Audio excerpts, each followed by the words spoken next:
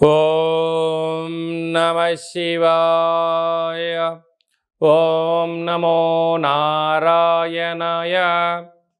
కర్మ నివారణ నరదృష్టి నివారణ కాళభైరవాయ నమో నమః. ఓం ఆంజనేయాయ విద్మహే వాయుపుత్రాయ ధీమహి తన్నో హనుమత్ ప్రచోదయాతు. హరి ఓం. మా ఛానల్కి స్వాగతం. చూస్తున్న వీక్షకులకు ప్రేక్షకులకు ప్రియ కాళభైరవ భగవద్బంధులకి స్వాగతం పలుకుతూ మమ్మల్ని ఎంతగానో ఆదరిస్తూ ఉండబడినటువంటి ప్రియ సోదరీమణులకు అందరికీ, సనాతన ధర్మ సంరక్షకులకు, జ్యోతిష్య అభిమానులకు స్వాగతం పలుకుతూ అందరిపైనను శ్రీ హనుమంతుడి స్వామి వారి యొక్క ఆశీస్సులు ఉండాలని కోరుకుంటూ ఆశీర్వచనం. అందరికీ ధర్మ మార్గము, భక్తి మార్గము, రామ మార్గాన్ని ఏర్పాటు చేసే శక్తిని మనసు ప్రసాదించాలని మనసారా శ్రీ హనుమంతుడి స్వామి వారిని కోరుకుందాం. 1వ తారీఖు 6వ నెల 2024 నుండి 15/6/2024 వరకు పుట్టినటువంటి వారందరూ కూడా ముందస్తుగా జన్మదిన శుభాకాంక్షలు. గతంలో వివాహం చేసుకున్న వారికి వివాహ వార్షికోత్సవ శుభాకాంక్షలు. 1/6/2024 నుండి 15/6/2024 వరకు గ్రహ గమనాలను ఒకసారి వీక్షింపచేద్దాం. మేషరాశిలో కుజుడు స్వక్షేత్రకారకుడు, వృషభ రాశిలో చతుర్గ్రహ కూటమి, రవి బుధ గురు శుక్ర సంచార స్థితి, శుక్ర భగవానుడు స్వక్షేత్ర సంచార స్థితి.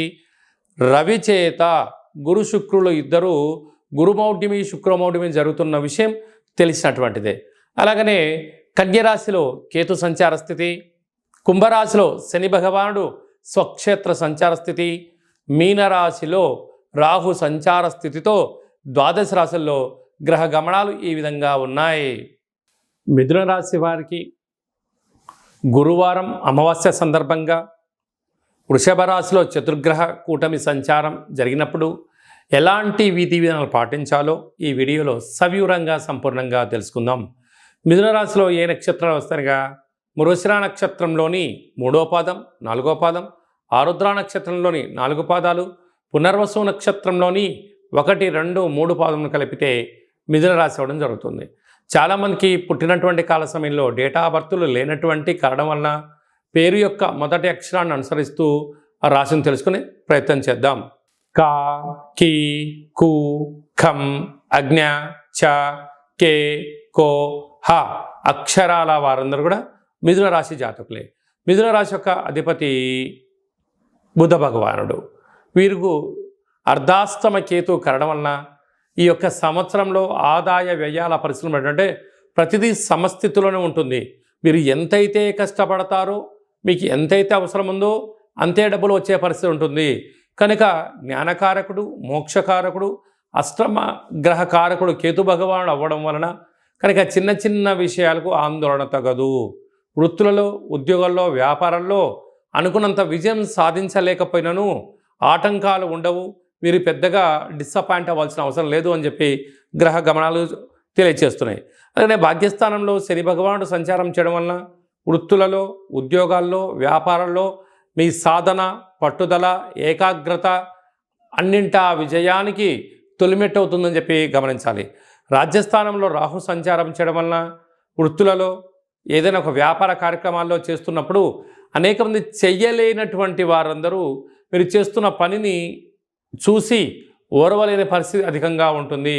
కనుక మీరు ఎంత బరువు అయితే ఉంటారో అంత బరువు కలిగిన ఉప్పును తులాభారంగా చేసుకొని ఆ ఉప్పును నీటితో కరిగించి ఈ నీటిని మహాదేవుడికి రుద్రాభిషేకం చేసుకున్నట్లయితే రుణ సమస్యలు, రోగ సమస్యలు, తంత్ర సమస్యలు, ఈ యొక్క పై అధికారులతో సహా ఉద్యోగస్తులతో, కింది స్థాయి ఉద్యోగస్తులతో, అలాగనే వృత్తులలో, ఉద్యోగంలో ధనపరమైన చిక్కులు తొలగిపోయి పోలీస్ స్టేషన్లు, కోర్టు సమస్యలు కూడా సంపూర్ణంగా తొలగిపోతాయని చెప్పి గమనించాలి.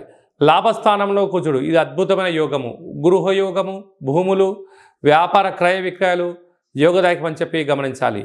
వ్యయంలో చతుర్గ్రహ కూటమి, ప్రభుత్వ అధికారులతో ప్రశాంతంగా ఉండాలి. గురువు అక్కడ రవిచేత హస్తగతం అవడం, శుక్ర భగవానుడు స్వక్షేత్రకంగా కూడా అక్కడ ఉండడం వలన దూర, వాయు, జల ప్రయాణాలలో ఎంతో జాగ్రత్తలు అవసరమని చెప్పి గమనించగలగాలి.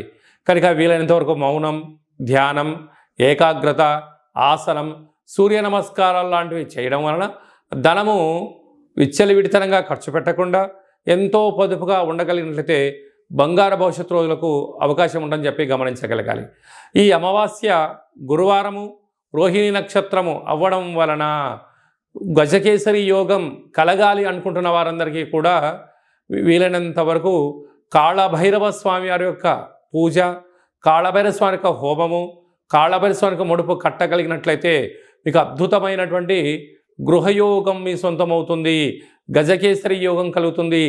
సభల యందు, సమావేశాల యందు మాట్లాడడం, ఎనలేని కీర్తి ప్రతిష్టలు మీ సొంతం అవుతాయి.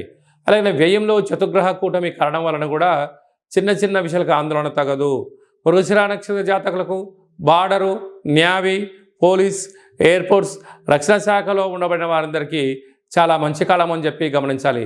కనుక మౌనం, ధ్యానం, ఆధ్యాత్మికత, సూర్య నమస్కారాలు మీకు అదృష్టాన్ని తీసుకొస్తాయని చెప్పి గమనించాలి.